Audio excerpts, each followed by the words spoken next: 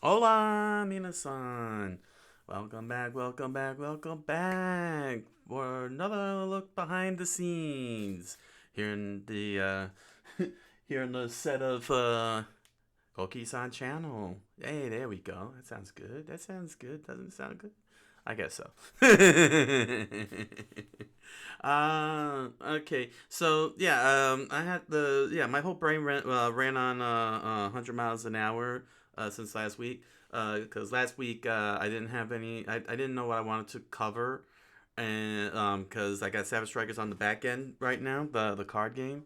So I decided to do freelance gamer to fill in, and I was gonna do that for a couple of weeks, but then I was like, well, hold on a second, there's still a lot of stuff I can cover, something that I can do for everybody, those who are interested.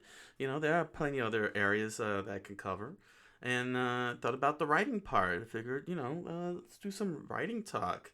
That'll be interesting, and I figured I'd cover Savage Strikers because I do have backstories and lore and world building to do, and this is a good opportunity to work on that for a bit.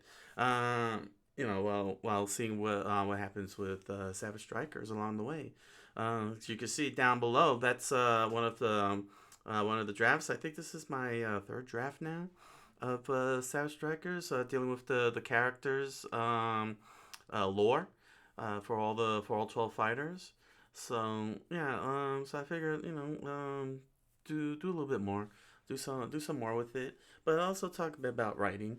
As you can see behind me, sitting right underneath Rob, between the good old flag and the NES. Those are my novels that I have published so far, going all the way back to 2000 with Master Quest, and more recently, The Impossible Man, which was a couple of years ago.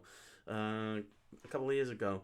So yeah, I figured a better way than to talk about this, because aside from game design, I'm also a writer, and it's like, oh, you're a writer. That's good.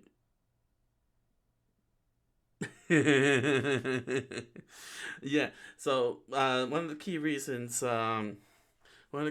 why there's such a long gap between the publications, because I had to learn. I had to train myself in writing.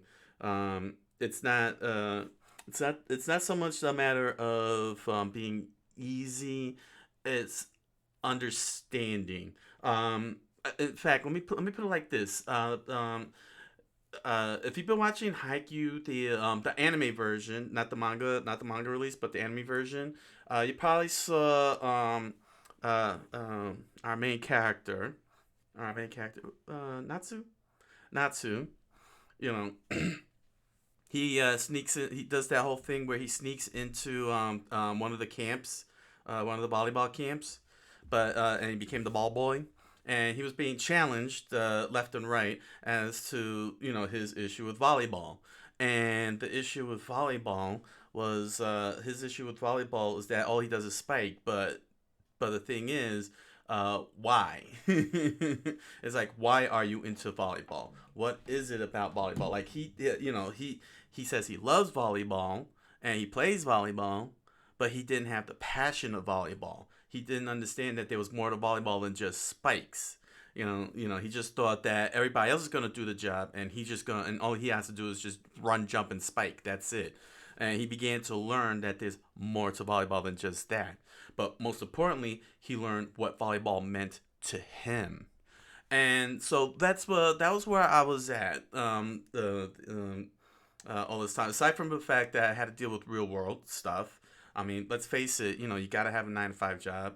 You got to try and go to school sometime at some point. You know what I'm saying? And you got to put those priorities ahead, especially if you're not getting, not putting, getting the books published or anything. You don't want to put your books in a mantle and such. So basically, I spent a good 9 years from 2009 to 2018 over in fiction, where I just conjured up a story, and I just used that and just dedicated myself to learning how to write and such. A colleague of mine, a dear good friend of mine, recommended these 3 books for me to help with with the writing. One of these being The Elements of Style. There we go. Let me straighten this out. Let's see here. Here we go. The Elements of Style by Strunk and White. This one, David Gerald's Worlds of Wonder for world building. I'll get to that one for world building. And from Jake M. Bickham, the 38 most common fiction writing mistakes. This one really means more to me than anything else. This particular book, it's pretty good. I just noticed something, and I must do this. Sorry, I didn't even realize it. It'll only take me a few seconds. I do apologize for this. You're probably all squinting and wondering, where's this guy at? I can't see him. Let me fix my brightness here. Oh boy. Yeah, I came across a video regarding the Lion King remake. It was interesting. It was interesting, but I don't know what I could get out of. It was just interesting regarding, well, in this guy's perspective, what was wrong with the Lion King remake kind of thing, and it was interesting to listen to. It was interesting to listen to. All right, let me try this again. Here we go. Okay. Strunk and White's Elements of Style. Okay. Strunk and White's Elements of Style. This teaches you everything you need to know about actual writing, syntax, and all that stuff. How my greatest weakness, I'm sure, is with many, that is dealing with its and contractions, especially its. It's like, is it its or its? It's not not as bad as Japanese tsu, tsu, and tsu. Then, of course, here is David Gerald's Worlds of Wonder. How to write science fiction and fantasy, world building, and things like that. And finally, here we go. And the 38 Common Writing Mistakes by Jack Bickham. So these 3 books helped me out in writing the Impossible Man, and getting that last draft exactly where I wanted it to be, precisely how I wanted it to be, and it was just a beautiful experience. Working with my editor, cleaning this whole book up and everything. Like I really pushed myself to, I really feel that I pushed myself to the limits on that one, in terms of getting it where I wanted it to be and the point that I wanted to make for the story. So it was quite fascinating. But for that 9-year stretch over in fictionaut.com, you'll find the link in the about section if you want to check out my experimental writings, which I want to make sure very clear. They're not final draft writings. They're all experimental. Some of them are still in their very first drafts. They're rough drafts, and others are in their like maybe their 3rd or 4th draft. But the whole entire kind of Magi universe is a massive world build I spent 9 years doing, and it was all to train myself in writing. To try to understand, how to write characters, how to create emotion, scenarios. I experimented where there were chapters with no dialogue whatsoever, like completely dialogue less. Chapters where it was all dialogue. All kinds of world building. What I can show, what I could tell, and so on. Characters, rules, and everything. Like I tried all kinds of different aspects. And yeah, I do intend to market Economagi. Well, not this, what you're seeing in fiction. I'm currently I was in the middle of redrafting Economagi, so that way I could put it out to market proper. Give you all a good, complete, fleshed out story and world. But again, the key thing is that you got to prioritize life. You got to prioritize your life and whatnot. You can't just think of I remember seeing this clip from some sitcom, The Cones of Dunshire. the guy's making this board game called Cones of Dunshire or something. He's explaining this to his wife, and his wife is like, "Get a job." Yeah. I mean, I'm not, uh, that's basically the type of situation I'm in. You know what I'm saying? I can't. I gotta do those things. I gotta make sure I have a solid job and that kind of stuff. What I'm saying? That's about as far personal as, as I'll go. But it's not like I don't have jobs. It's just that whatever jobs I can get, I save money. That's why I'm able to do all this. What I'm doing, this is an investment. But nevertheless, those 9 years was all about training and getting better and getting better and understanding and really grasping, what it means to be a writer, why I'm writing, and so on.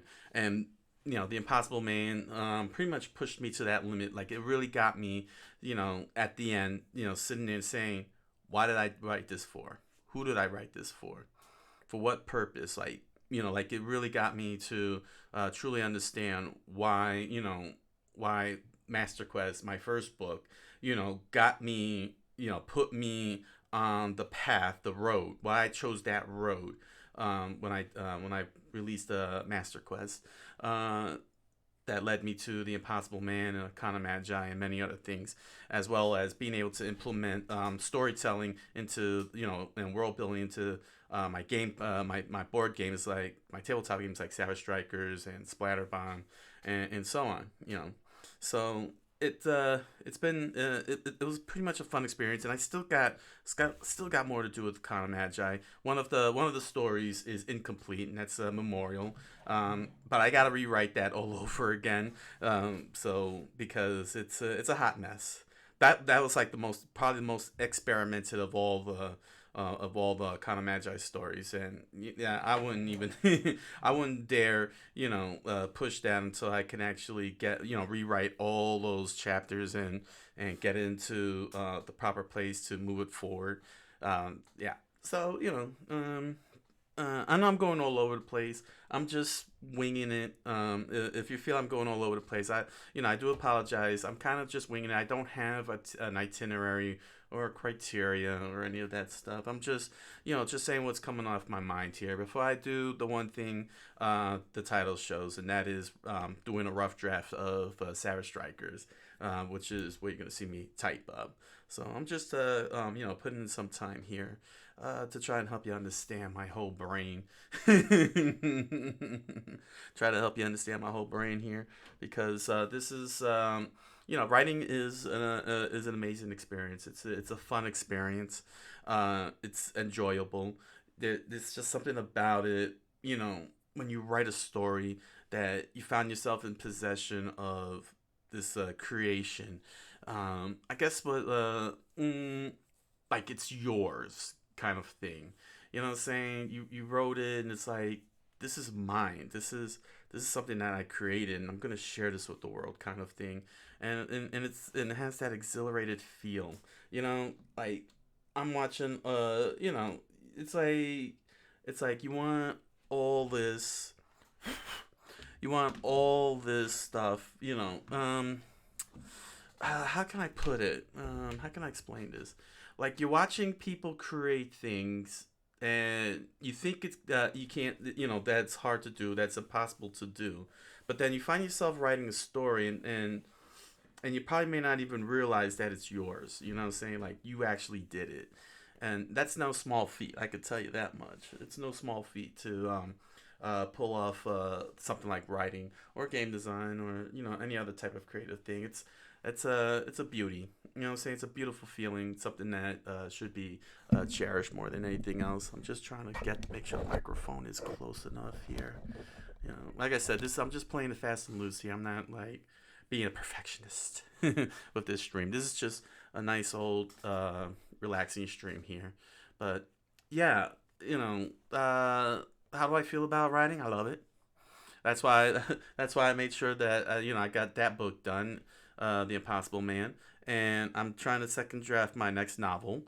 Uh, but again, time and priorities are right now against me. You know what I'm saying? I had contemplated if I wanted to do the draft live, but I don't know if that's really a good idea. I mean, I'm already doing this with Savage Strikers, but that's only because I have these stories down here, and they're not even. They're probably not even the last. Um, well, they're not set in stone. I mean, I'm sure somewhere down the line along the. Oh, ooh, excuse me. Along the production, what you're reading down below is going to change completely, and whatever I rough draft here is going to be completely different. Um, so if you're wondering, if you're wondering, for those of you watching the recording or those of you who are lurking, if I've read these three books in its entirety, 2 out of 3. I read the entire Elements of Style, and I read the 38 most common fiction writing mistakes. I wrote those. I read those. Now, Worlds of Wonder is about how to write science fiction, fantasy worlds, among other things. But it's really all about the world building and such. And I didn't feel like it's a good book. I didn't read all of it though, because the reason why is because I felt like personally I got a good handle of world building and rule making. Game designer. So in terms of trying to keep the world rules and everything consistent, so I didn't feel like I needed to read the entire book, but to use this as a reference guide, like if I needed, if I had a question, I could jump on in and read about it, like structure, or transformation, what I'm saying, things like that, punchlines, the metaphor. I mean, it's not that long of a chapter. I mean, look how long the chapter is for metaphor. Sorry, it's very bright light here. Saying metaphor is just a two-chapter. It's just a two-page chapter apparently. Yeah, saying they're mostly like short. They're very short chapters, but like I said, saying like first lines. How do you hook them fast? But it's like I gotta I mean, it's like I said, good book. It was recommended to me. It's a good book. These are also good books as well. But this one I actually really did hold dear. These two books, the 38 most common fiction writing mistakes and the Elements of Style. The reason why is because even though I got the world building, I felt confident about my world building.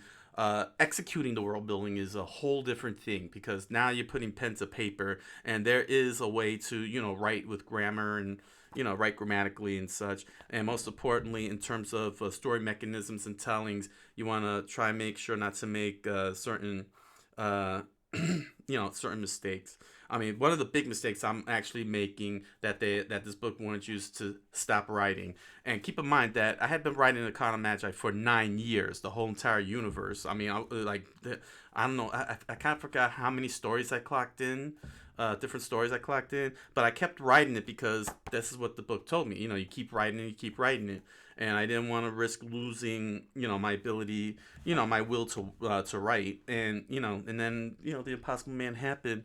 But the thing is that because Savage Strikers, along with Splatterbomb, the board game, came close to are at that point where they could be published. I had been focusing on those over the writing because that's been a long time dream of mine. That's game design, and so I had to prioritize those over storytelling.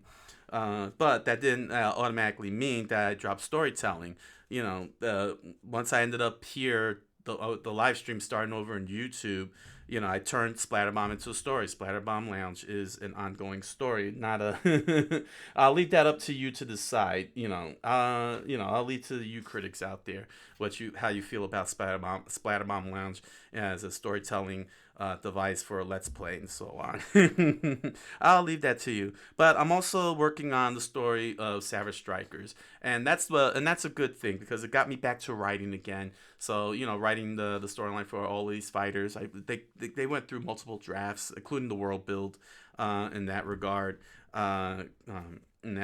So this is why today's behind the scenes is going to happen because at least this way I can actually start getting back into the writing groove while I deal with the tabletop game itself on its back end.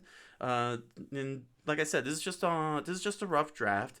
I'm not it's not final. It's not on the final trajectory of publication or anything. It's just to try to get some things, put those thoughts into paper, put the ink to paper, as as Jack Bickham says. You gotta do it and try to do it consistently. So I'm hoping that um, with these live streams, I could, at the very least, do this consistently. And I'm also doing the same thing over on Coqui-san to Hiragana, my Japanese language show, strictly Japanese language. I'm writing Trucker no Boken. It's and I'm translating it into Japanese. But I'm trying to get a handle of doing that. Because again, I'm learning kanji, and I'm still trying to get a handle of katakana. My hiragana is 100% fine, but most importantly, I gotta try and get my Japanese grammar and vocabulary up, and I figured this would be the perfect way if I just write a story. And so I'm writing. So again, another advantage of mine, benefit is storytelling. So I'm trying to figure that one out on the show, how I can execute it and get it free flowing for the show, so I don't stagnate, so I don't stall, because I have to go through the kanji and find them, and I'm trying to avoid Google Translates. I'm really seriously trying to avoid Google Translates. So I need to find some more kanji, when to deal with Trucker no Boken. But for those of you who might not know, Trucker no Boken is Trucker's Adventure in English. So I got a nice, astonishing idea for that story. So I'm very excited to get in on that. So that's basically two stories that I'm dealing with, along with my second novel, which I will not divulge whatsoever. Compared to these two, that one is going to be the next big release. I'm hoping. Like The Impossible Man, my next big release. So, and there's a lot of undertaking on that. So it's just a matter of getting my brain oiled and engined, because I've been looking at it, and so on, and trying to, get it all together. Well, 'cause, for what is, I believe, the fourth draft, I think, yes, the fourth draft of that novel. And that's something that's another one that's as old as Master Quest and The Impossible Man. If you're curious about the Master Quest, you will not find that. It is out of print, and for the better. This was my first novel, but the thing about this novel, I'll go through the whole entire origin story because it's tied to The Impossible Man. But what I can say is this. Because that's a whole other show to explain all of this, but I also don't want to accidentally give away the novel. I really would like you guys to buy the novel and read it in its entirety, share your thoughts and whatnot. What I'm saying, come to behind the scenes, read the book, come to behind the scenes, and share your thoughts of The Impossible Man with me. What I'm saying, and give you some insights and such. I don't want to do that because I want people to buy it, read it. If I spoil it, it's not fun. But to get back to Master Quest, basically the whole point of publishing that was to answer the question of if this is what I want to do. Because I still saw myself as a game designer even today, but even back then I saw myself as a game designer, and I'm trying to do game designs and learning game designs and learning game designs and whatnot. But I also had to deal with life priorities and other things like that. So there was a whole lot of questions at that point. We're talking like 98, 99. You know what I'm saying? I'm turning turning point in life, in terms of aging and such. So I had to really had to really start bringing out my adultness and so on. At that turning point, it was like a 4-year turning point. We're talking like 98, 99, 2000, and 2001. That it was like, it's like, this is the time to start growing up and such. This is the time to start acting like an adult and start, start looking at things. And Master Quest, helped guide me in that, because this was my very first writing, like serious writing, and it's not perfect. In fact, it's horrifying. it really shows that I was really at the beginner stages of writing. Like I really didn't know if this is what I really wanted to do, if I was really serious about it, and that was what this and I published it the way it is. You know what I'm saying? Because I had to answer the question: is this really what I'm looking to do? Am I really serious about this? Because you gotta understand, especially when you're a young adult, you have a lot ahead of you, but there's also a lot of important things that you got to prioritize as an adult. You know what I'm saying? And like I said, job, school, so on. You know what I'm saying? And when you're a young adult and you're transitioning into the next decade of your life, you have to face realities of being an adult, paying bills, food, and so on. You know what I'm saying? But you also feel like you don't want your dreams gone. You know what I'm saying? You usually, you'll find yourself at a moment saying, well, you know, I have dreams. Do I care about my dreams or something? You know what I'm saying? Like you're left with those types of questions. And sometimes the best thing to do is just do it. And that's what the Master Quest was. It was a do it. Just do it and see how you truly feel. And I did. So, despite the fact that it's it's very horrible in its writing structure and so on, I did get it published. It was self-published, Vanity. I didn't get a publisher or anything. It was an actual publisher. It was just Vanity Publishing. Those guys here. Pay us $200 and we'll publish the book for you, kind of thing. You know what I'm saying? But I did. I went to MySpace. I had some help with the website. With this message board that I hung out at and such. Just a little help, saying that the little push. But it did, it gave me the chance to really sit there and truly contemplate if this is really what I want. Is this legit? You know what I'm saying? Is this the legit thing? Here it is. It's in paperback form. Is this you? And I came to the conclusion as I started delving more into Japanese culture that I was like, yes, what? Let me try something. And so I didn't continue on. I have like 6 books of these. I wrote like 6 of these. It's a 6-book series. It's a 6-book series, but I said, you know what? Put those to the side because given their origin and everything, put those to the side and let me write let me write legit. Let me try something more legit. So I wrote my first serious novel, which is this novel that I'm working on right now. This will be the second, the release after. The order, yeah. Well, I know I'm going through the whole order and everything. The Impossible Man was the 3rd book that I wrote. It was the 3rd book I wrote. This one was the 2nd book that I wrote, and it was a fascinating experience writing it. I loved it. I held it in my hands and it was like, yeah, this is coming from a source of goodwill. You know what I'm saying? In my head. Sorry, my whole place is dusty today. I'm sorry about this. I'm just a little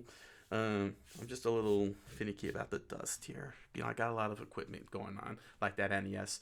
I do apologize for that, for all this brushing and fidgeting. But to get back to my point, the first two series, and I don't mean series as in Jurassic Park series or how you say, like Tom Clancy series. I mean like me seriously being a writer kind of thing, which is The Impossible Man and the novel that I'm currently working on.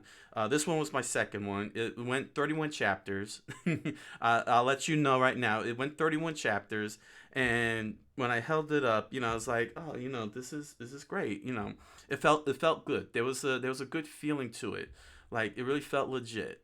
But I put that on the shelf and did The Impossible Man just to as like really make sure I'm really being serious about this.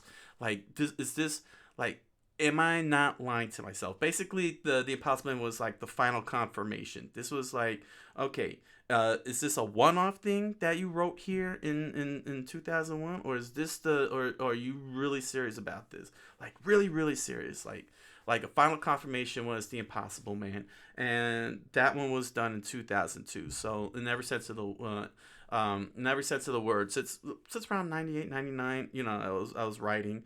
And 2000, I did this to Master Quest to see if I was really serious about doing this. And then the next two books that I wrote, was just to confirm if I was legitimately serious about it. And since then, I was, just writing books, writing whatever I could write. Whatever I could write, and then and because of that, I found myself back to doing game design by way of tabletop games. See, because originally I wanted to be a video game designer. However, and I went to school for it and everything, but money. Okay, I'm not. That's all it was just financial things, and it was kind of disappointing. But I was able to find my way through Japanese culture and book writing, uh, right back to game design of a different way. And that was thanks to Magic the Gathering and Pokemon, the trading card game, and later on Yu-Gi-Oh, when Yu-Gi-Oh came into the picture. Those three games, gave me, ideas for tabletop games, and I began scooping up as many trading card games as I can do. Like it got me into game design. But what helped me out going in that direction was definitely writing, and learning Japanese culture. In that whole breadth there, that whole wide berth of things, because it was from my first game design that I started conjuring up a world building, the storyline, and so on. So that actually helped me, uh, that helped me feel that the book writing was legit, because I created a story, for a card game, from which is a card game, and that card game is called Cyber Tactics. I provided, well, you'll find the links to Board Game Geek in my YouTube channels, inside the descriptions. I didn't actually pull them out for the about page, quite honestly.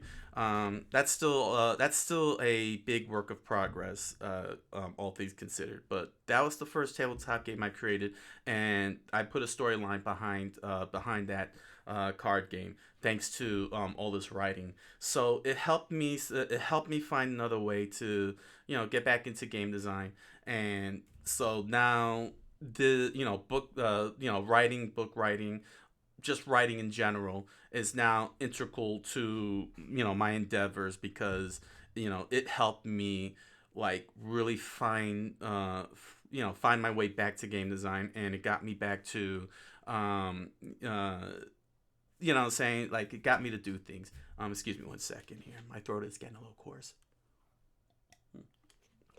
It's a lot of talking here. It's a lot of talking here.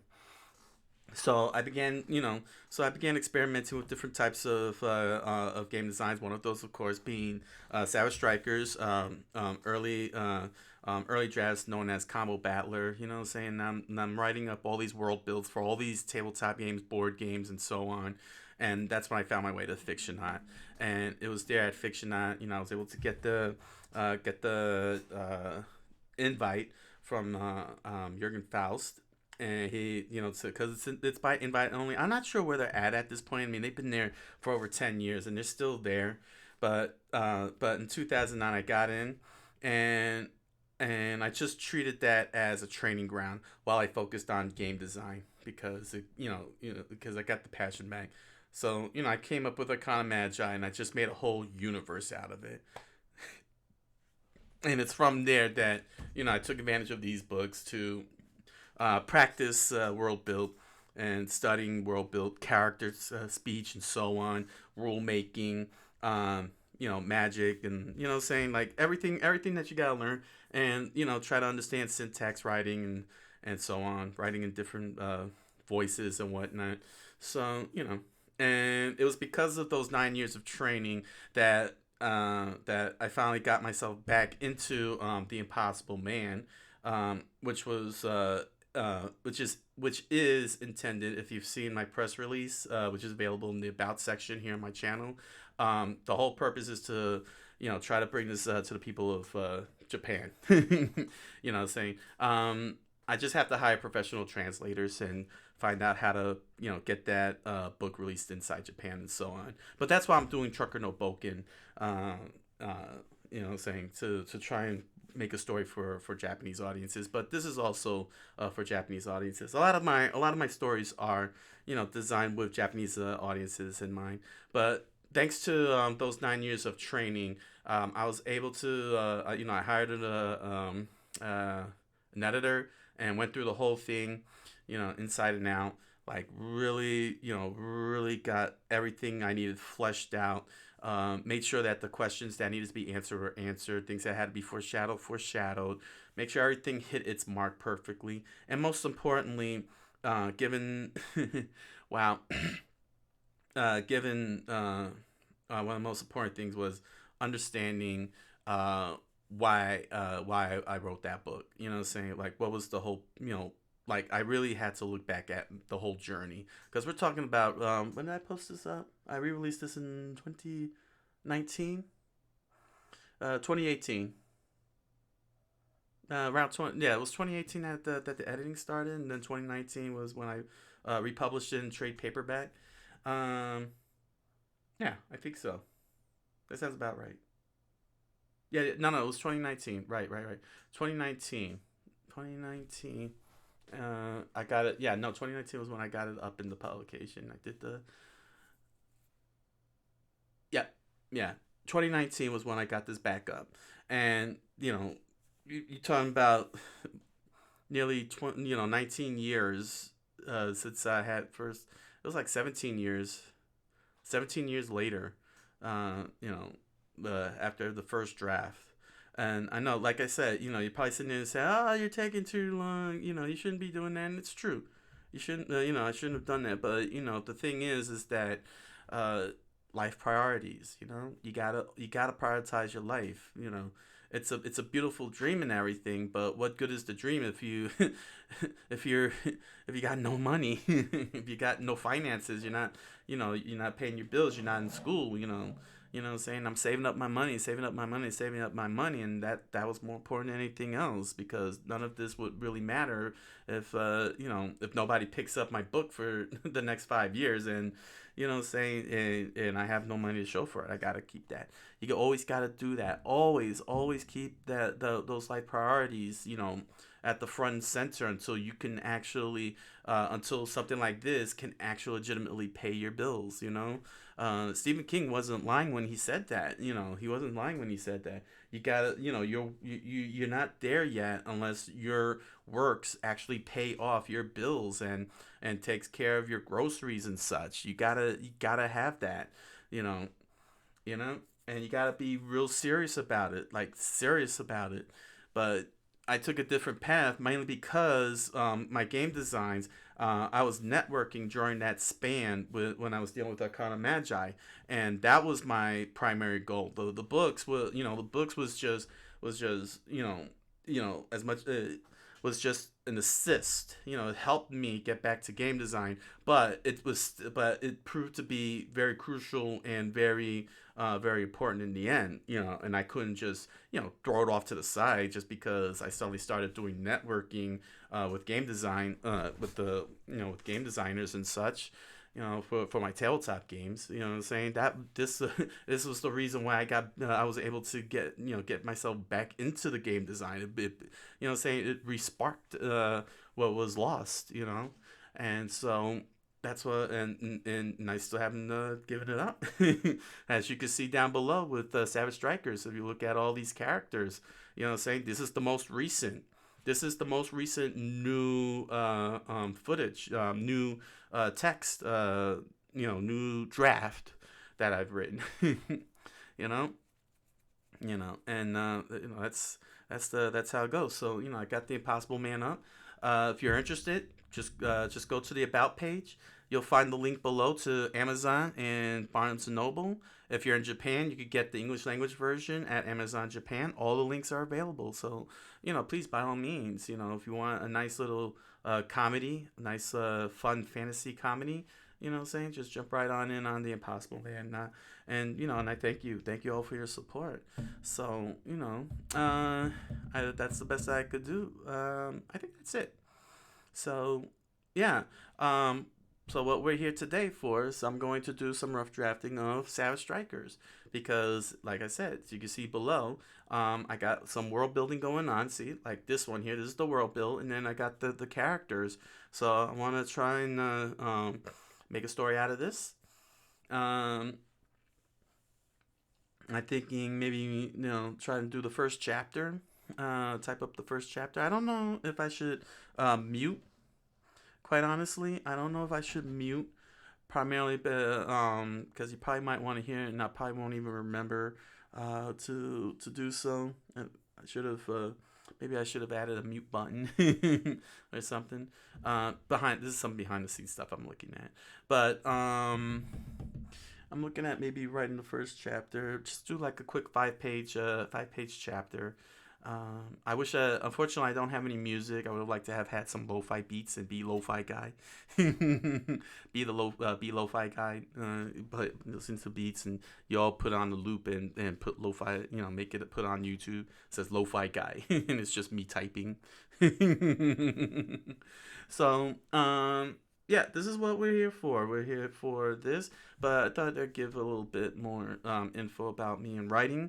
If you've seen my previous behind the scenes, it's all about the it's been all about the game design, but now it's time to see this other side, and that's the writing side of me. Um, you know, and yeah, I'm hoping I hope that all this information help you guys out. Not just understanding me, but understanding the world of writing, at least from my personal experience. You know what I'm saying? What writing has. What writing life is from my point of view, because there's a whole lot of people who've got so many different stories on how they got to writing and whatnot. But for me, you know and hopefully, if enough of you read The Impossible Man and jump into the chat, enough of you jump into the chat wanting to, talk more about The Impossible Man, then I could, then hopefully I'll be able to do one behind the scenes where I can actually explain to you how Master Quest led to The Impossible Man, because it's one heck of a story, and believe me, I've been digging up as much as the past, both on the internet and in my real life, as best as I can before all that information and footage disappears. Yeah, it's it's a pretty interesting story, but I ain't gonna tell you that because it will spoil the Impossible Man. If I tell you about Master Quest, it will spoil the Impossible Man, and I want you guys to go in unspoiled. All right, so. Excuse me. Let me get another round of water here. My throat's been just so off the charts here. What's That's I really blame that on Kirby when I did Kirby in the Forgotten Land, because I was doing Kirby's voice, and not only that, but I was also doing Savage Strikers, and it was getting a bit overwhelming because of the strength of the voice. I should really keep this at 12. I hope you could see that as I type along, because it looks like yeah, the text is very small, at least from what I'm seeing here on the OBS. Um, but I also don't want to increase the font size. I don't want to increase the font size because of the fact that dang. Alright, I'm gonna have to cross my fingers that you guys can see the text. This is so experimental what I'm doing here. Completely experimental. I don't know if this has ever been done, especially on Twitch. Let me straighten myself out. Alright. So, and I'm hoping. Oof, I'm also worried about the clacking. Okay, let me see here. Let me see how I look. Because I'm sure my whole entire face is covered by the microphone. Is it covered by the microphone? I'm going to be leaning in, so it's probably going to cover my face. Yeah, you don't want to see the microphone head. I'll be like that chair guy. The chair guy from What'd you call it? The chair guy from the tick, the tick. That's it. The blue tick, the tick. The guy had a chair for a head. Don't you see a microphone for a head? All right. Okay. So I think I could bring this down a little bit more so you could, so my voice doesn't sound like it's 20 miles away. All right. So if you're wondering what the clacking is, it's my typing. It'll be. Let me see. Can you see me typing? You probably see me typing. All right. So here's the rough draft of Savage Strikers. If you hear any weird noises coming from me or any whispers, that's because I'm in the zone. I probably might not even notice you guys in the chat, just to warn you. If anybody pops up in the chat, if any of you pops up in the chat and say hello, saying although you probably wouldn't even be here at this point. Yeah, you probably wouldn't even know. Yeah. All right, here we go. I could use some music right now.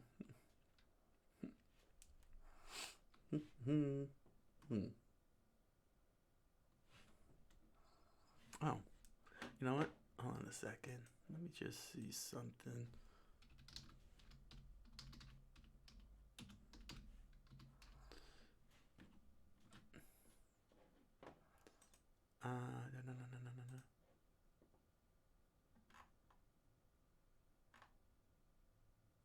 No.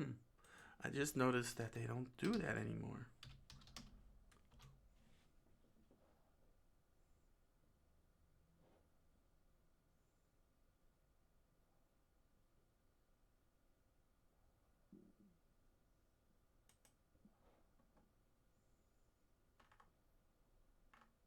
Yeah, I've noticed this.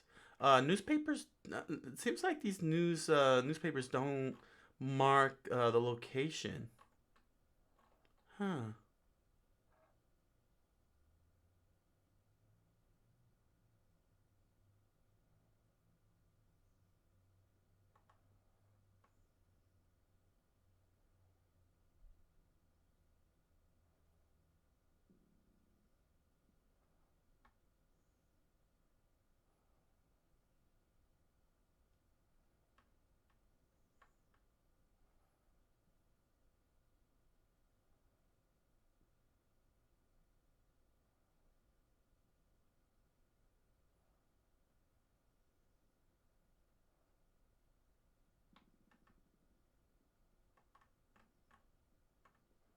Hmm. So I have an idea for how I wanted to open this up, but I'm trying to uh, see if I'm trying to see how it works, but they don't do it. See, I'm looking at some of these news reports because I wanted to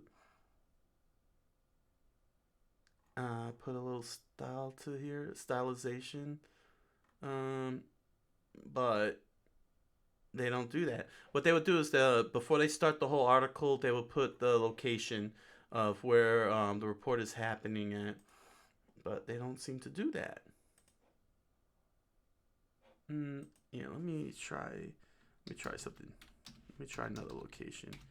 Yeah, that's very weird. Are they even news places I'm looking at?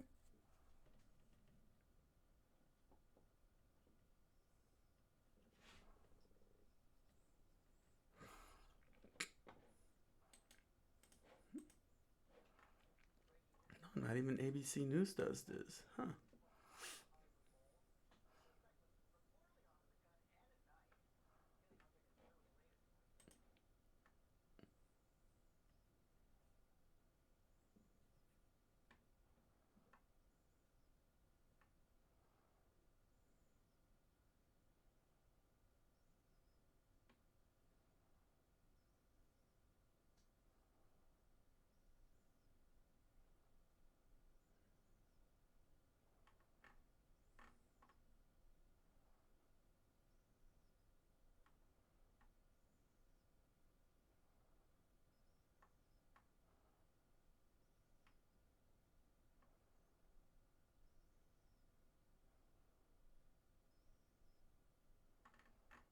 Hmm.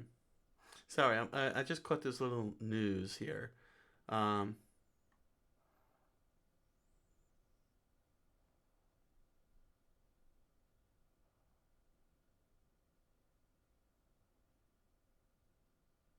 Hmm.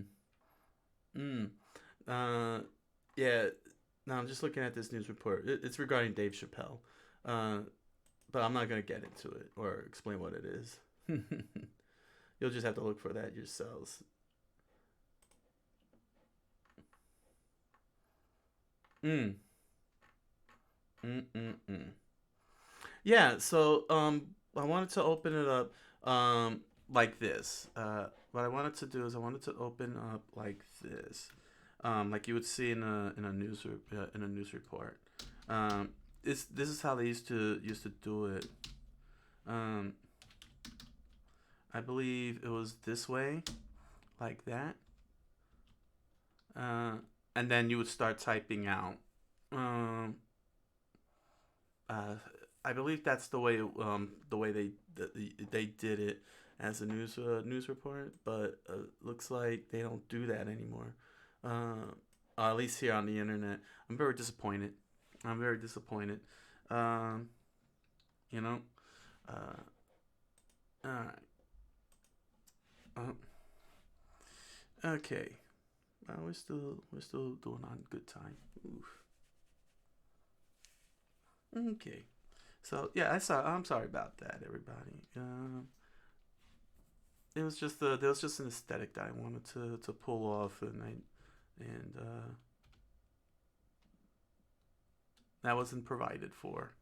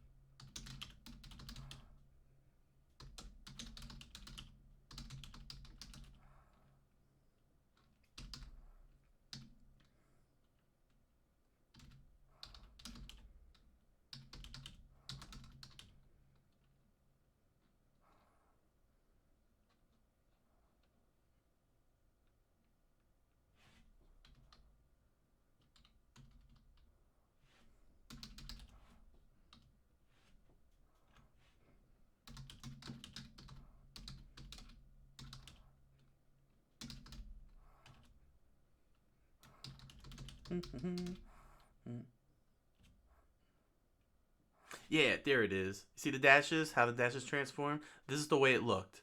This is the way it looks uh, on the newspapers. I'm glad that actually happened.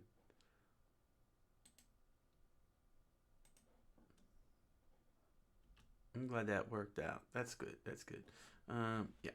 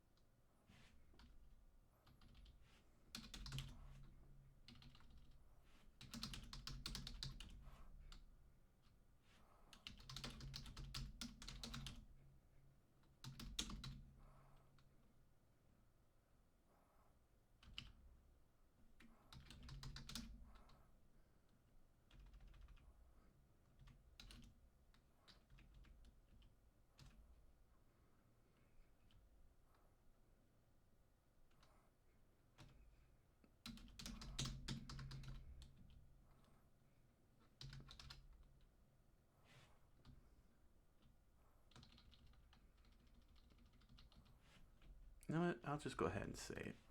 I don't know if I could say it, but I've always had a hard time with this one. You know, using the brand names, you know what I'm saying?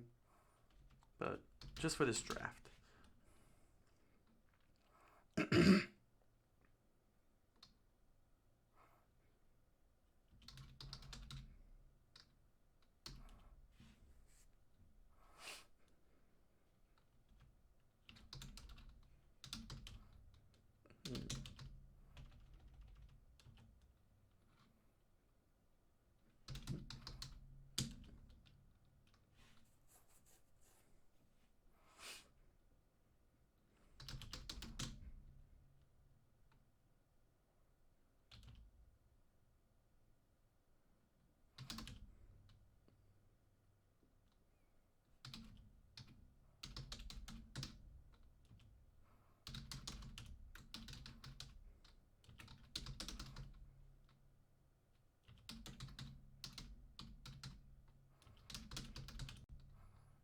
Hmm.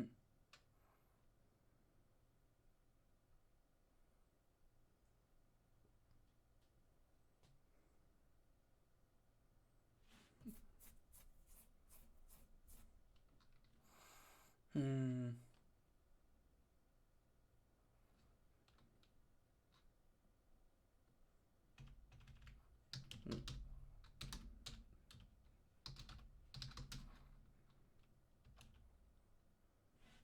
Yeah, there we go.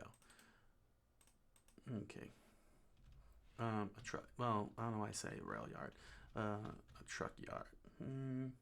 Shipping yard. There we go. Into a shipping yard. There we are. All right.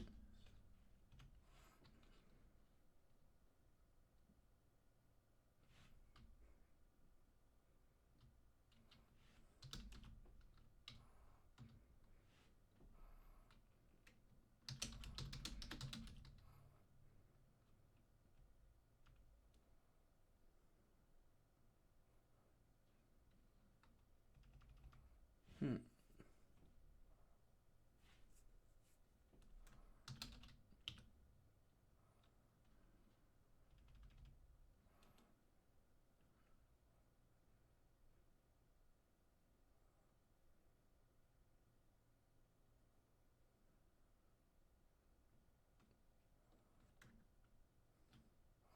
Hmm.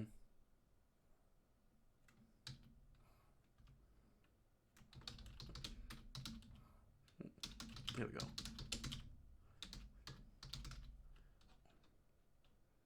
There we go. Single picture.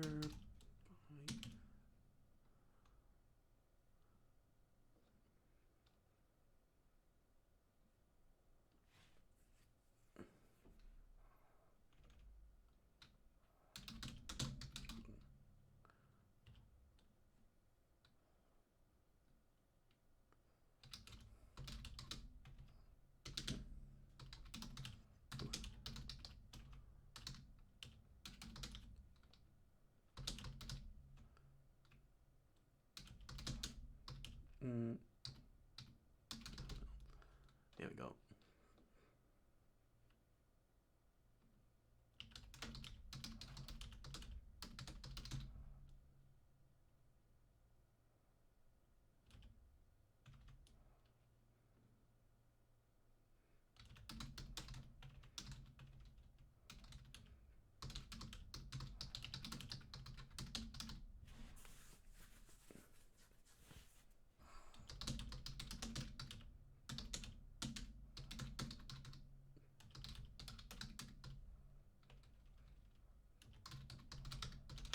There we go.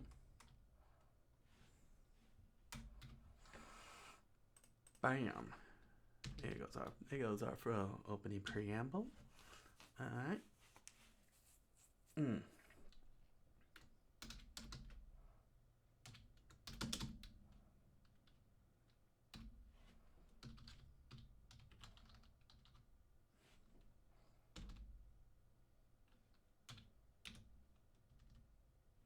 No, that's not what I'm looking for.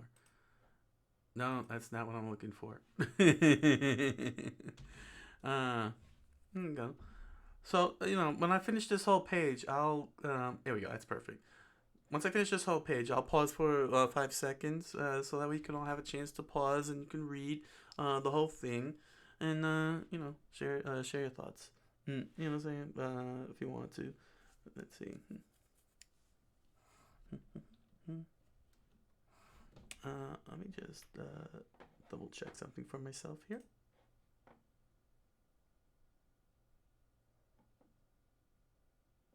All right.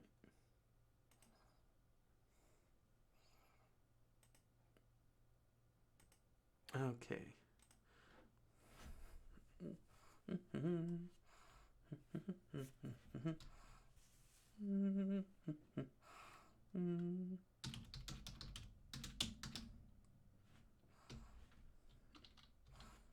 There we go.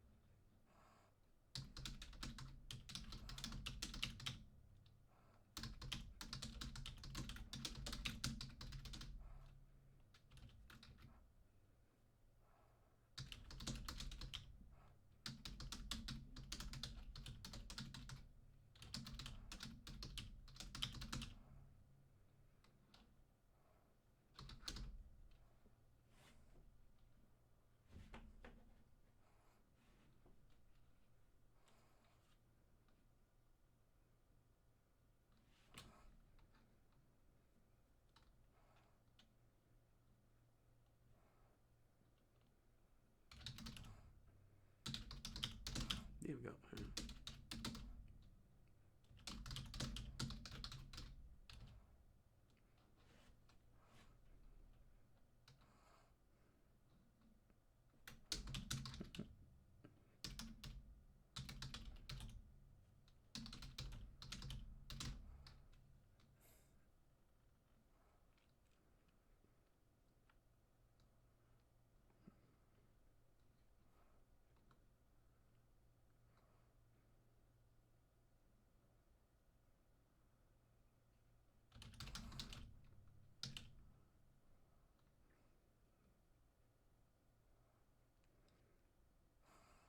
Mm.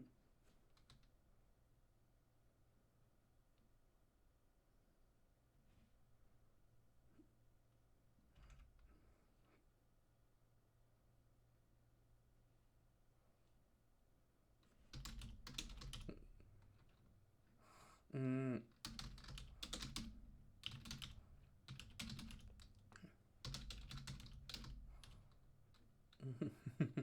There we go. Uh,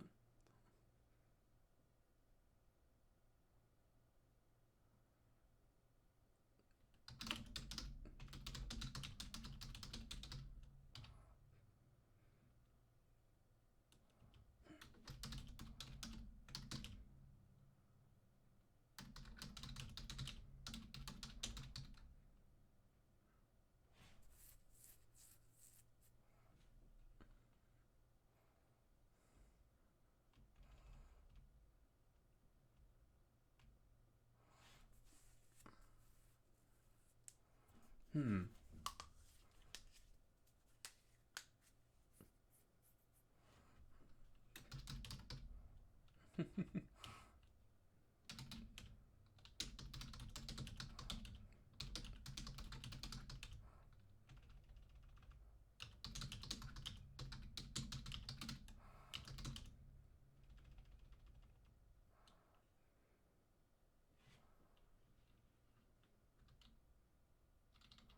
Here we go.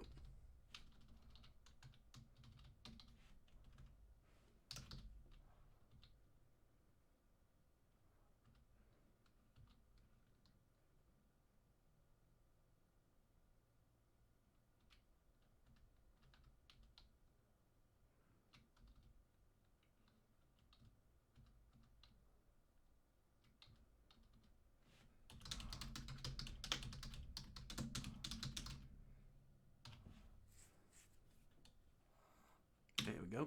Mm.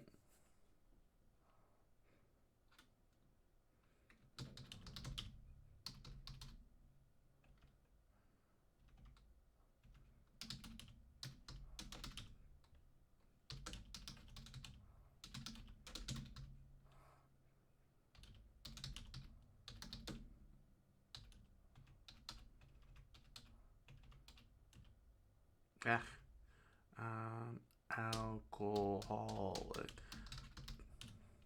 Ah, alcoholic.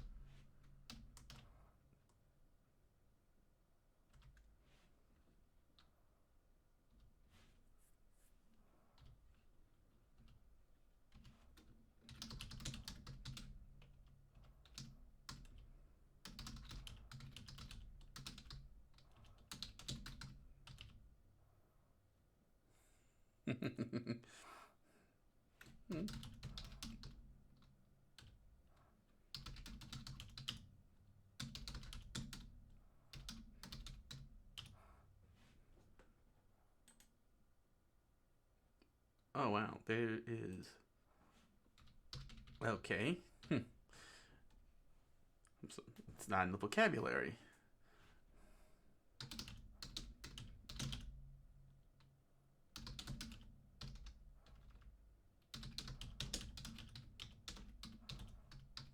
Oh.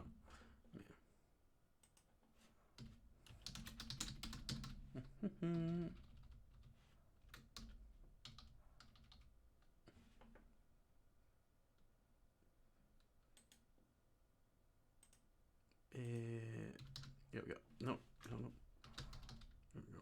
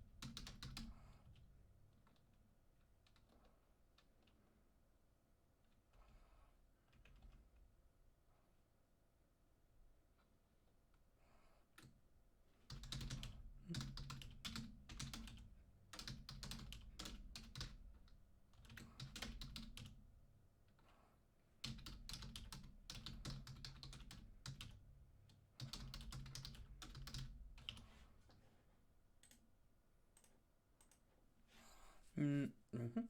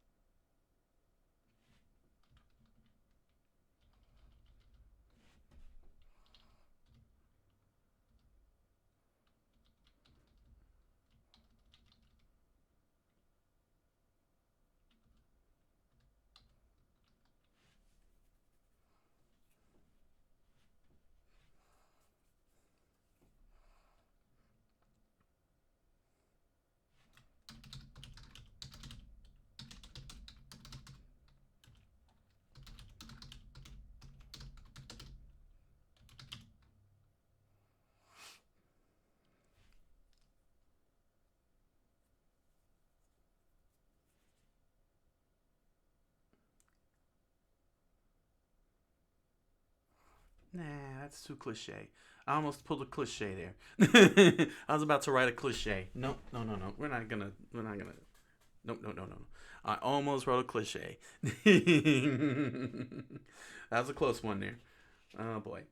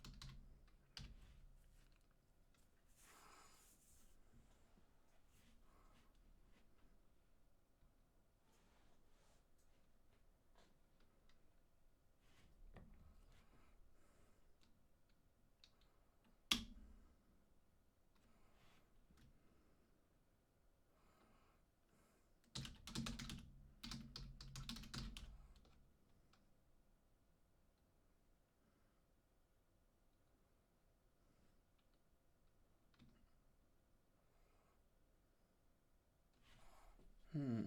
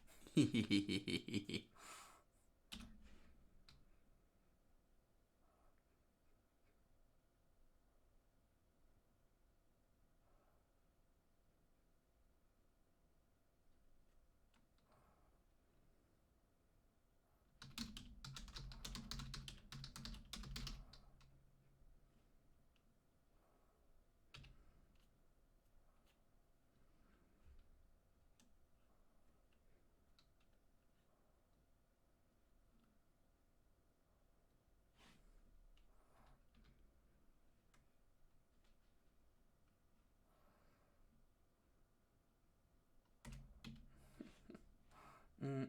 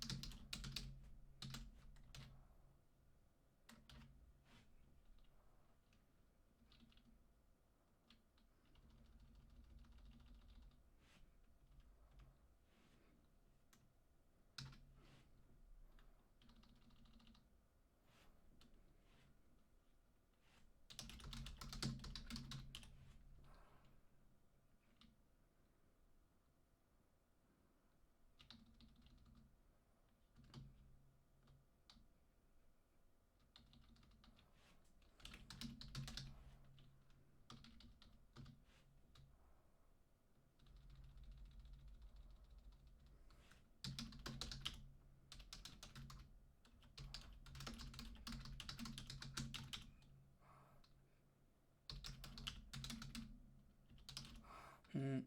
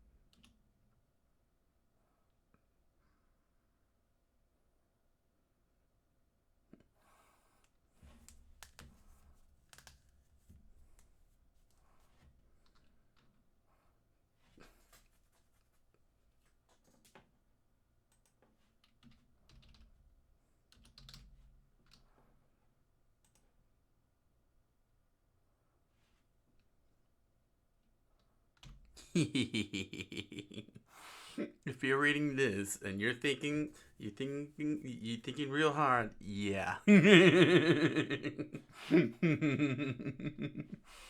If you're reading this part and you're thinking really hard about what's happening here, the answer is yes.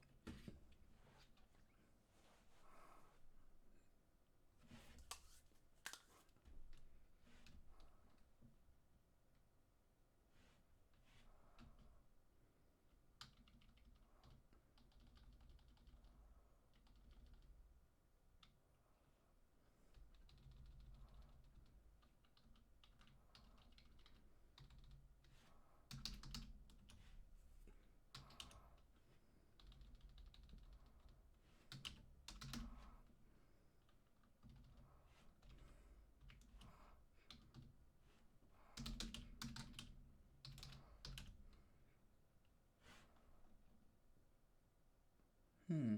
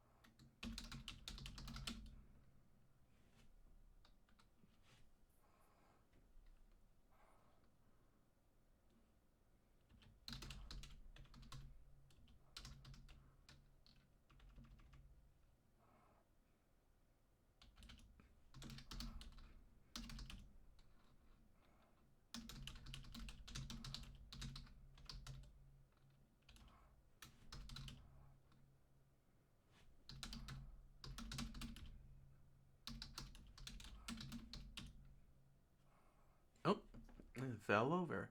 Okay, here's the first page. What time we're looking at? I hope I can get the whole first chapter done. Let's see. We'll see what happens. I'll get as far as I can. But yeah, so here's the opening. But yeah, you see how I put the location and the dashes happen. Yeah, that's the aesthetic I'm looking to get. Even though it's written in third person, it's not intended to be like a news report. I mean, it's interesting, maybe, but I don't want to go there because this is supposed to be more novel-like and everything. But I just wanted to add a little aesthetic in terms of keying locations of where everything is happening at.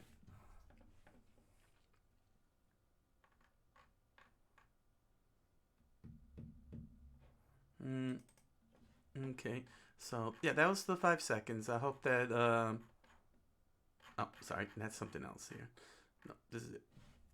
Let me save. Okay. Alright, let me just fix this here. How was your assignment in Sri Lanka? Alright, so yeah, let me just put this back here. Another 5 seconds just to make sure. So that we can all pause and read it and see what you think.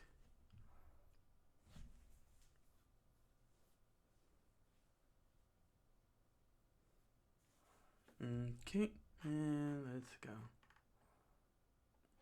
Okay.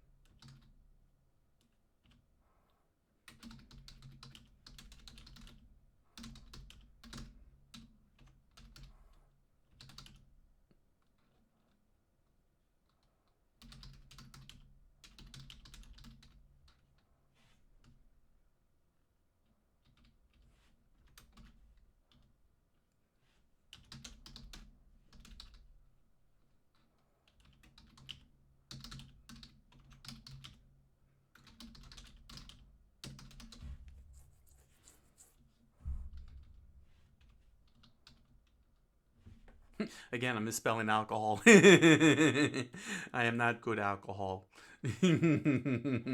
That tells you about me and alcohol if I can't spell it.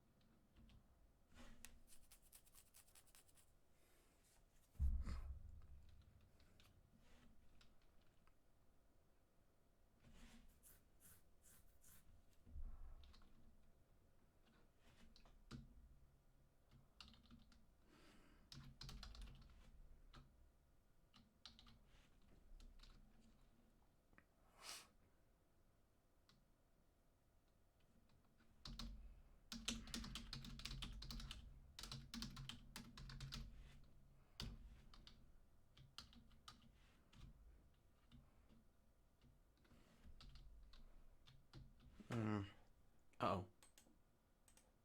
Um, make sure I didn't screw up the insert here. Okay, good. I hate when I accidentally type the insert button. When you hit the insert button, this happens. it replaces the letter that's already in there.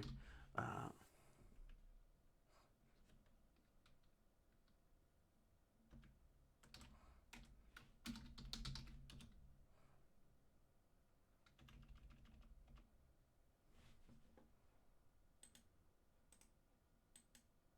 hmm.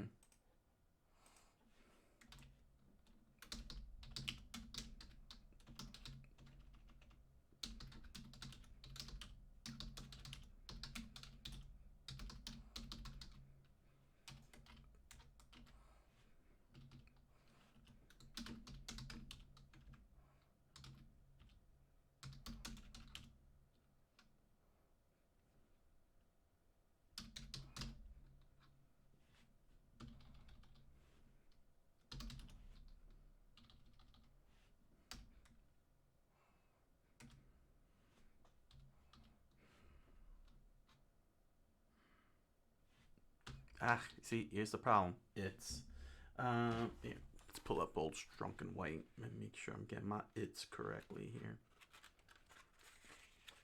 Never could understand the whole apostrophe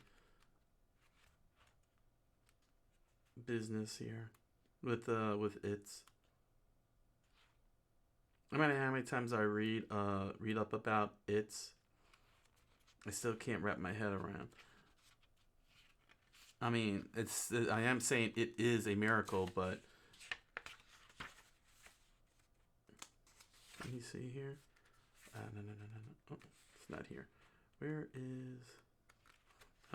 index. Let's get the index. It's versus it's. Oh, page 1. I forgot. That's the first rule to learn. The difference between it's and its. Yep. Form the possessive singular of nouns by adding apostrophe s.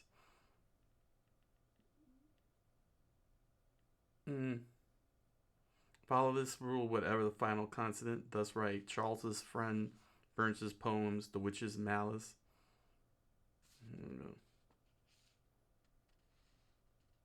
Exceptions are the possessives of ancient proper names ending in es and is. The possessive Jesus's, such forms for conscience' sake, for righteousness' sake.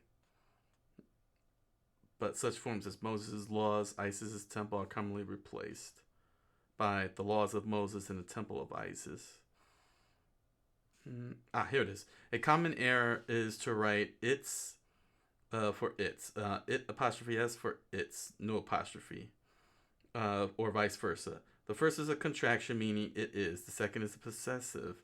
It's a wise dog that scratches its own fleas. And that's it. Okay. That's all I got to say for this, huh?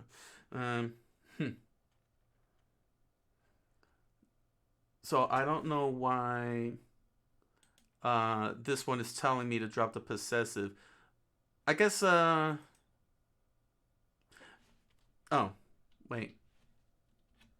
I forgot to add a. There we go. That is the problem.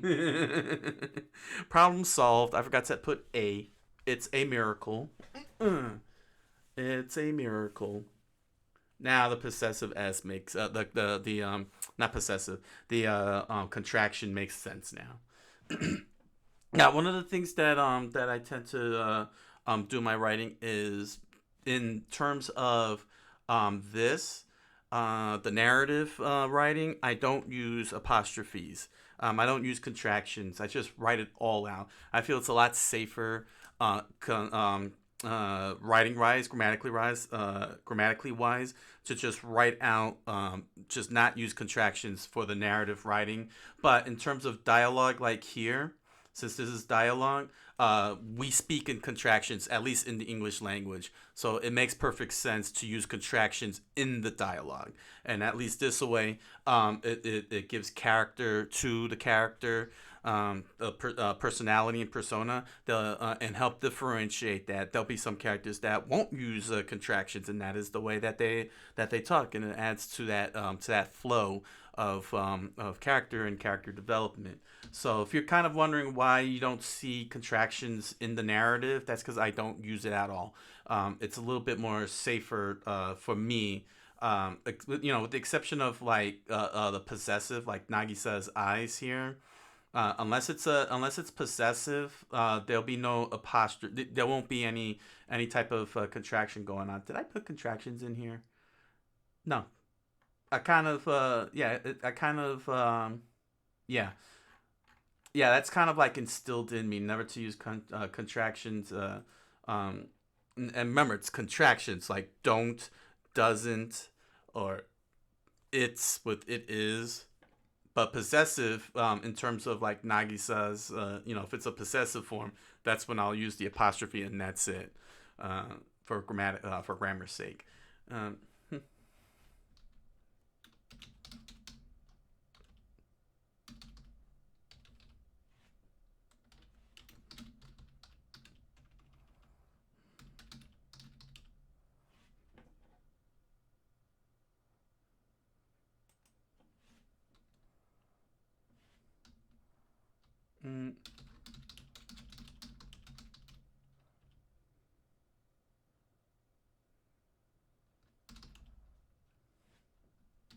Yeah, let me just fix that one little part up, just for a little thing here.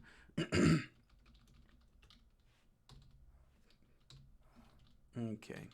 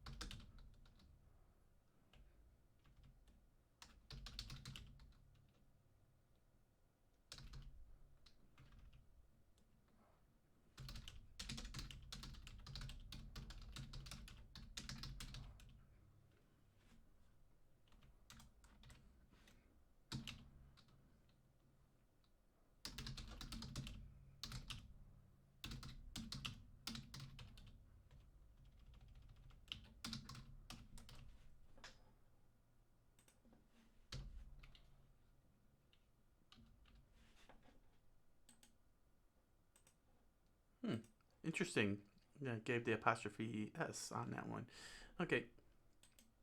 And I forgot to put in wrote. There we are. That's a little.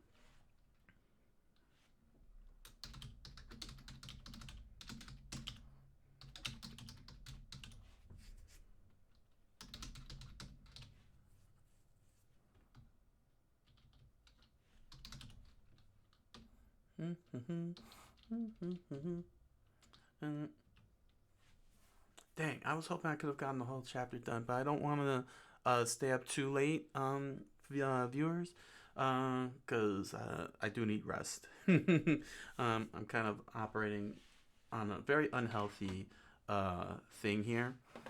So I'll make sure the second page is done, and you know what? I'll let y'all, decide. I'll let y'all have a chance to read this. But let me see what I could get this here. Let me see what I could do with this. Um, let's see here, and hopefully, maybe I could find some lo-fi beats. Copyright free, public domain lo-fi beats, because I really would like to have that. For the background music. If any of you know any, don't hesitate to suggest where I can scoop it up. I know Spotify and Bandcamp. But I mean, who has public domain lo-fi music, so that way I could be able to put some background here while I'm typing and get that lo-fi beat going. Lo-fi guy. That. Mm.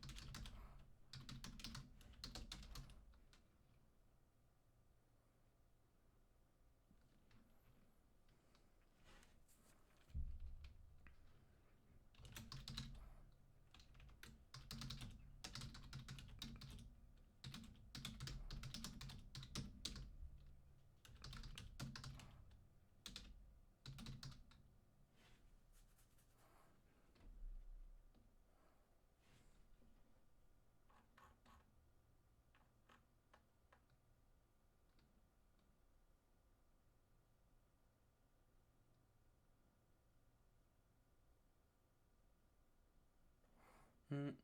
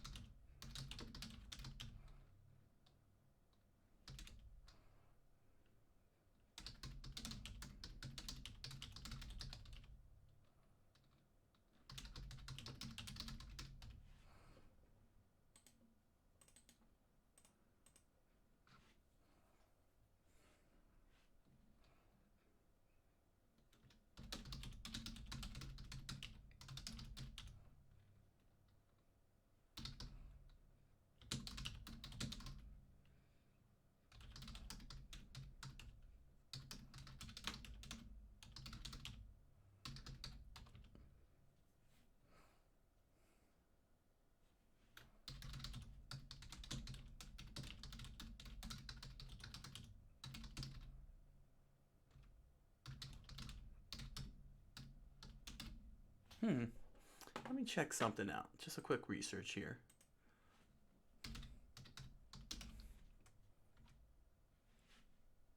Okay, I just wanted to make sure that I'm visualizing the hexagon correctly. Always do your research. Always do your research. Anything that you're putting to paper, make sure you do your research. You want to make sure you show your homework. Don't just sit there and say I know everything, and then it turns out you really didn't know everything. Always remember that. Let's see.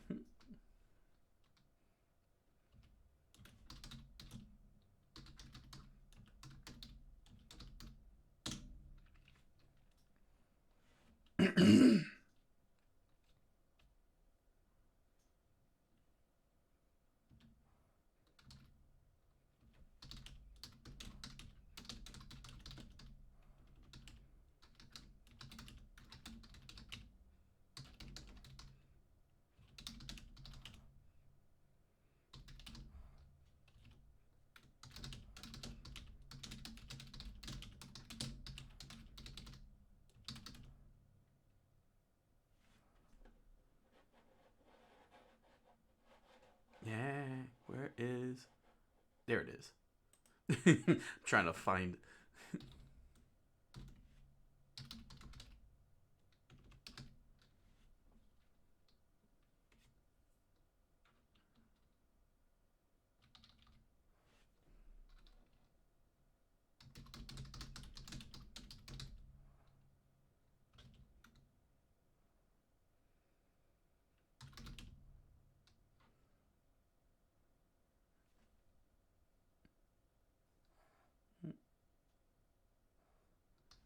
You know what? Yeah. Dang. Wow, really? It took me that long. Well, you know what? Dang. Okay. Mm. Yeah, like I said, I don't want to stay up too late because I do need some rest. Dang it, I wanted to do the whole chapter. Wow. Okay. Ugh. I have to here. Um. Yeah, I'm gonna stop here. Wow, man. I feel like I only got 2 pages out of this. Dang it. Dang.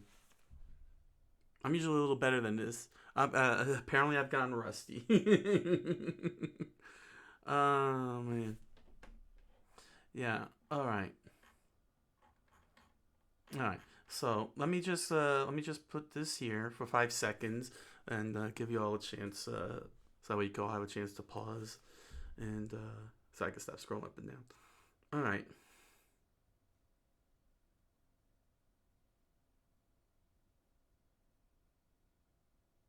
All right. So yeah. You know what? Maybe this is a good idea. Maybe this is good. I should really assess this whole thing. I have the right idea. I like how I'm starting off personally, but maybe I could do a little better. Like I said, just a couple more rewrites on this. But yeah, I'm gonna stop here. I wanted to do the whole chapter. Jeez, I really wanted to do the whole chapter, but I didn't realize that was gonna be taking this long. Like I said, it's a rough draft. This is a rough draft. Um, and this is not enough for a whole chapter. What is it, 2 pages? Um, but then again, this is not the proper format. Um, ah, dang it. Yeah. So no, this is this. You know what? You know what? Let me give myself a chance to really mentally assess here before I go any further. See, because if I go too far, I'm gonna end up making mistakes. I hate the fact that I can't do a whole chapter like I wanted to. I have to, yeah, because you know what it is. I gotta think of what to do with Kenichi and Masao because they're not fighters from this game. Well, they're not in the game. You know what I'm saying? But I just want to set up. But what I want to do is set up the tone and the world, how the world works. in this regard. But I don't want to put my all my eggs in my in one basket by bringing in the 12 fighters that you would play as. I just want to just establish that it's a lot more wider than just 12 characters, the 12 characters you see there, and try to establish, of course, the world build and such. So I just want what I'm saying, but I gotta really take into consideration now because once I get into this, you're gonna see some serious stuff. Sorry, I don't even though I threw in like a little foul language here. It's just out of dang it, man. I really wanted to, but look at the time. It's I started what wow. It's an hour and 30 minutes. It took me an hour and 30 minutes. This is not normal for me. That it took an hour and 30 minutes to do 2 pages here. But then again, I'm not using my usual. I'm not using my usual formatted thing, and I think that's the problem. So I'm gonna need to transfer this over to my formatted Word document properly, and so that way I could do this properly. So next week I'll come back to this. Um, you know. I'll come back to this. So, because I still have other things I gotta do, but I just thought I'd let you know. One of the key tips. One of the key tips that Jack Bickham pointed out. Let me see if I could find this. Just for all of you. Just for all of you. Let's see. Let me see if I could find this. I mean, I'm not gonna follow it because I have to. I have to take care of other things. I know, don't make excuses. This is number one thing, but mine's a little bit a little bit more valid, especially because I'm trying to get the tabletop game done on the back end, and I got school coming up, the next semester's coming up, and so on. I'm still looking for a job, so I got some valid excuses on the slowness, but that's still not. But it's still not an excuse for being ultra slow. But once a week. I mean, look, I got 2 pages in. Say if I do 2 pages a week, saying then I'll have 12. I'll have 12 pages done. Yeah, that'll be one chapter a month, maybe. One chapter a month. 12 chapters. That's a fairly good sized novel. You know what I'm saying? So I'm looking at it that way, and then do the rewrites. But let me see here. There was something that he wrote that I want to point out. I think it was here. Let's see here. Let's see here. For those of you who are starting to write, was it here?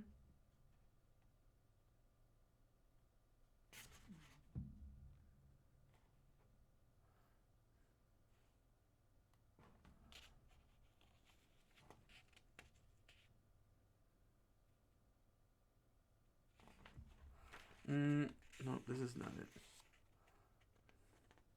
Oh, yeah, here. Here it is. Here it is. Okay. So it's in chapter one. You know what I'm saying? It's in chapter one, called "Don't Make Excuses." But I want to leave you guys with this. This is what he said in page 2 of chapter one. Consider if you write only 1 page a day, by the end of 1 year, you will have a 365-page novel. Take the next year to rewrite it at the same pace, and you will have a finished novel to show to an agent or editor, which is about the same output that many best-selling novelists have. So there you go. So if on the other hand, you make excuses for yourself half the time, then at best it will take you 4 years to have a book ready. The thing is that I already had the book ready. It's just that I need job. I think that I think Mr. Bickham would agree 100% that you gotta have a job and an income, and that you shouldn't put the novel before such an important priority, or schooling as well. But this is what he. But definitely, if you want to do serious writing, this is something that he said to consider, and that's something that I thought that I share from Mr. Bickham. For those of you who want to do writing or get into writing, just take into consideration If you write only 1 page a day, by the end of 1 year, you'll have a 365-page novel. And if you do it the next year to rewrite at the same pace, you'll have a finished novel to show to an agent or editor, which is about the same output that many best-selling novelists have. So yeah, I thought I'd let you guys in on that one. You know what I'm saying? For those of you who are interested in writing or aspiring to write and want a little bit of encouragement. I mean, look, I wrote 2 pages here. You know, saying if I, so if I do 2 pages in half the time, I could have the whole novel ready by the end of the year. But yeah, um, but yeah, that's the whole shebang. You know what I'm saying? Um, I'm sorry. I'm sorry I couldn't get the whole chapter done like I had really wanted to, but I didn't. But I usually get this done a little bit more faster when it comes to 5 pages, and I think that's because my format is not good. I don't have that have a good format. This is not my formatted version. The formatted version I have is the one that my editor and I used for the Impossible Man, and that's the one that I'm gonna do to fix that. To rejigger this. So I don't think I need to really. I guess I could. I mean, I'm using numbers on this, but I think I could get away with saying 25. Say 25 to 1. 25 to 1. There we go. Yeah, I think always spell out your numbers whenever you can. All right, so with that said, I want to thank you all for joining me. I hope this helped you all out. Those of you who are writing, I hope for those of you who are interested in learning about me, I hope this helps you have more insight, gain more insight about me, and maybe develop more interest into my works and my endeavors and such. I love to have you guys on the journey. I welcome you all for that, and thank you all for joining me on the journey. So, with all that said, I want to thank you all for stopping by, and I wish you a good night, buenas noches, and oye su minasai.